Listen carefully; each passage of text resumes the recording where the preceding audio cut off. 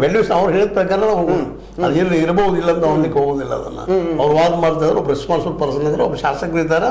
ಮತ್ತೆ ಈಗ ಮಿನಿಸ್ಟರ್ ಆಗಿದ್ದಂಥವ್ರು ಬಾಲಚಂದ್ರ ಅವರು, ಮತ್ತು ಅವ್ರು MP ಆಗಿ ಇದ್ದಂಥವ್ರು ಇದ್ದಾರೆ. ಒಂದು ದೊಡ್ಡ ಬ್ಯಾಂಕನ್ನು ಅವ್ರು ಸ್ವತಃ ನಡೆಸ್ತಾರೆ, ಬೀರೇಶ್ವರ್ ಅಂತೇಳಿ. ಅವ್ರು ಹೇಳಿದವ್ರು ನಮಗೂ ನಾವು ಇಲ್ಲಂತಲ್ಲ, 100 ಕೋಟಿ ರೂಪಾಯಿ ವ್ಯಾಲ್ಯೂಷನ್ ಆಗ್ತಿತ್ತು. ಅವ್ರು 120 ಕೊಟ್ಟಿದ್ದಾರೆ. ಏನು ಅಡ್ಡಿಲ್ಲ, ಒಪ್ಪು ನಾವು ಮಾತನ್ನ.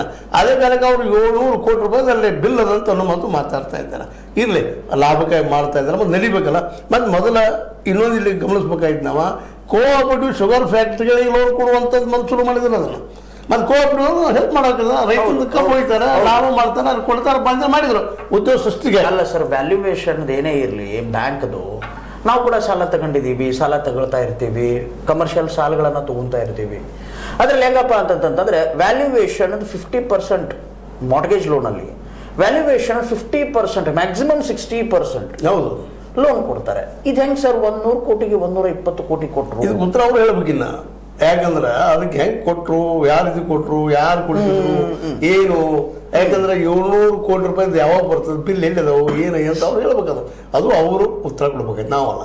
ನಮ್ಗೆ ಯಾವ ಗೌರ್ಮೆಂಟ್ ಮಾತಾಡಿದ್ರು ಬಾಲಚಂದ್ರ ಅವರು ಮತ್ತು ಜೊಲ್ಲೆ ಅವರು, ಅದು ಉತ್ತರ ಕೊಡ್ಬೇಕಾಗಿತ್ತು ಅವರು. ಆದ್ರೆ ಇದರಿಂದ ಒಂದೇನಿದೆ ಕ್ಲಿಯರ್ ಆಗ್ತಾ ಇದೆ, ಈ ಬ್ಯಾಂಕ್ ಆಡಳಿತ ಮಂಡಳಿ ಆಗಿರ್ಬೋದು, ಹಿಂದಿನ ಆಡಳಿತ ಮಂಡಳಿ ಆಗಿರ್ಬೋದು, ಹಿಂದಿನ ಆಡಳಿತ ತಗೋಬೇಕಾಗ್ತದೆ. ಅವರು ಸಹ ನಮ್ಮ ಫ್ಯಾಕ್ಟರಿಗೆ ಲೋನ್ ತಗೊಂಡಿದ್ದಾರೆ. ಲೋನ್ ಇರ್ಬೋದು, ಮತ್ತೆ ಇರ್ಬೋದು, ನಮ್ಗೆಲ್ಲರೂ ಅಷ್ಟೇ ಇಲ್ಲ, ಎಲ್ಲ ಅಷ್ಟೇ ತಗೊಂಡಿದ್ದಾರೆ. ಹೌದು. ಹೀಗಾಗಿ ಅವ್ರು ಯಾರೋ ಇದ್ರು ಸಹಿತ ಅವರು ನಿಜವಾಗಿ ರೈತರು ಹಿತರಕ್ಷಣೆ ಮಾಡ್ತಾ ಇದ್ದಾರೆ ಇವರು ಅಂದ್ರೆ. ಯಾಕೆ ಇಷ್ಟೊಳಗೆ ಇವರು ರೈತರು ನಿಜವಾಗಿಯೂ ಒಳ್ಳೆ ರೇಟು ಕೊಡುವಾಗಿಲ್ಲ. ಈಗ ನಾವು ದೊಡ್ಡ ಕೊಡ್ತಾ ಇದ್ವಿ ಅಂತ ಹೇಳ್ತಾರೆ, 300,300 ರೂಪಾಯಿ ಕೊಡೋದು ನಮ್ದು ಹೇವಿ ಐತಿ. ಫ್ಯಾಕ್ಟ್ರಿಗೆ ಲಾಸ್ ಬರ್ತಾ ಇದ್ದಾವ, ಸ್ವತಃ ಬಾಲಚಂದ್ರ ಅವ್ರು ಹೇಳ್ತಾ ಇದ್ದಾರೆ ಅದನ್ನ.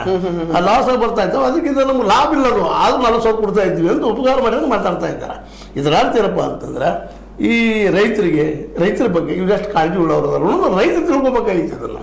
ನಾವಲ್ಲ, ರೈತರು ಬೇರೆ ತಿಳ್ಕೊಬೇಕು ಇದನ್ನ. ಇವತ್ತು ವೋಟ್ ಹಾಕಿ ಆರಿಸ್ಕೊಂಡಿದ್ದಾರೆ ಅವರು. ಹೌದು, ಮತದಾರ ಅವರು. ಒಂದು ಪ್ರತಿಭಟನೆ ಆಗುತ್ತಾ ರೈತರದು? ಪ್ರತಿಭಟನೆ ಆಗ್ತದ ಇಲ್ಲಂತಲ್ಲ. ಯಾಕಂತಂದ್ರೆ ಸಹಜ ರೈತರಲ್ಲಿ ಬುದ್ಧಿವಂತ ಕೆಲವು ಜನ ಇದ್ದಾರೆ, ಅವ್ರು ತಿಳಿಸಿ ಹೇಳಿದಾಗ ಆಗ್ಬೋದು. ಆದ್ರೆ ಬರೀ ಪ್ರತಿಭಟನೆ ಮಾಡೋದ್ರಿಂದ ಏನಾಗ್ತದೆ ನಾ ಕೇಳೋದು ಕೆಲವು. ಆದ್ರೂ ಮಾಡಲವ್ರು ಪ್ರತಿಭಟನೆ ಮಾಡಬಾರಂತಲ್ಲ. ಅಟ್ಲೀಸ್ಟ್ ಆಡಳಿತ ರೋಡ್ ಇದ್ದಂತ ಯಾರಿದ್ದಾರೆ ಅವ್ರಿಗೆ ಬಿಸಿ ಮುಟ್ಟಿಸ್ರಿ. ಆದ್ರೆ ರೈತ ಸ್ವತಃ ವಿಚಾರ ಮಾಡಬೇಕು. ಏನಕ್ಕಂದ್ರೆ ಮೊನ್ನೆ ಶಶಿಕಾಂತ್ ಗುರೂಜಿ ಅವರು ಒಂದು ಮಾತನ್ನ ಹೇಳಿದ್ರು, ಮಾಜಿ MP ಅವರು ಏನ್ ಮಾಜಿನೇ ಉಳಿದ್ಬಿಡ್ತಾರೆ, ರೈತರಿಗೋಸ್ಕರ ಮಾತಾಡುವಾಗ ಒಂದ್ ಸ್ವಲ್ಪ ಹದ್ಬಸ್ತಾಗಿ ಮಾತಾಡಿ ಅನ್ನುವಂತಹ ಮಾತನ್ನ ಹೇಳಿದ್ರು. ಹೌದು, ಅವ್ರು ಪ್ರಜ್ಞಾವಂತರು ಇದ್ದಾರೆ, ಈಗ ಬರ್ತಾ ಇದ್ದಾರೆ. ಶಶಾಂಕ್ ಗುರೂಜಿ ಆಯ್ತು, ಚನ್ನಪ್ಪ ಪೂಜಾರಿ ಅವರು ಆಯ್ತು, ಇನ್ನುಳಿದವರು ಆಯ್ತು, ಹೊಸ ಹುಡುಗರು ಬರ್ತಾ ಇದ್ದಾರೆ, ವಿಚಾರ ಮಾಡ್ತಾ ಇದ್ದಾರೆ. ಅವರಿಂದ ಪ್ರತಿಭಟನೆ ಆಗ್ತದೆ. ಆದ್ರೆ ಅದೇ ಕಾಲಕ್ಕೆ ಇನ್ನೂ ಮುಂದೆ ಹೋಗಿ ನಾವು ಹೇಳ್ಬೇಕಾಗಿದ್ದ ಸಂದರ್ಭದಲ್ಲ, ಬರೀ ಪ್ರತಿಭಟನೆ ಅಲ್ಲ, ಈ ವ್ಯವಸ್ಥೆ ಕಿತ್ತಂತ ಶಕ್ತಿ ತಯಾರು ಮಾಡಬೇಕಾಗಿಲ್ಲ. ಅದು ರೈತರಿಂದ ಮಾತ್ರ ಸಾಧ್ಯ. ರೈತರಿಂದ, ಬಿದ್ದವರಿಂದ, ಶೋಷಣೆ ಒಳಗಾದವರಿಂದ, ದಲಿತರಿಂದ, ಜೊತೆಗೆ ಈ ಒಂದು